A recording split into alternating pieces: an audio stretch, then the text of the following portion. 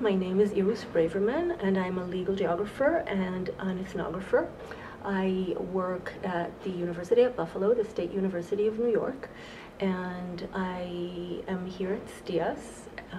doing work on the project that I've been researching for about a decade, if not more, in Palestine, Israel, about the connection between nature and colonialism. And so in this project, I look at how the control of territory is advanced through the designation of this territory as national parks and nature reserves, which are about 25% of the territory of this region in Palestine, Israel, as I call it. And I also, alongside the control of territory and land through the designation of national parks, I also look at the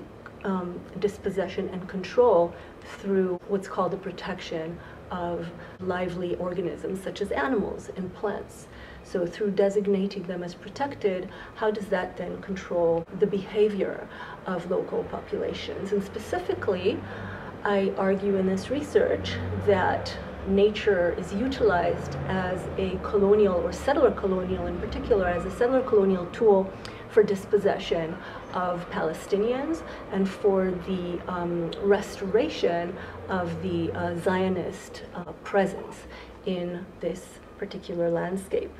And I believe that those of you who are not necessarily from that corner of the world might find this interesting, because I believe that these kind of relationships between nature and specifically designations of territory as national parks, as nature reserves, protection of non-human animals can be utilized as a tool for dispossession. Although I am speaking about a particular corner of the world, I believe that this research has resonance for other places. And I'm fascinated by some of the similarities and the differences with national park management here in South Africa and elsewhere in the world, so I'm really looking forward to the engagement.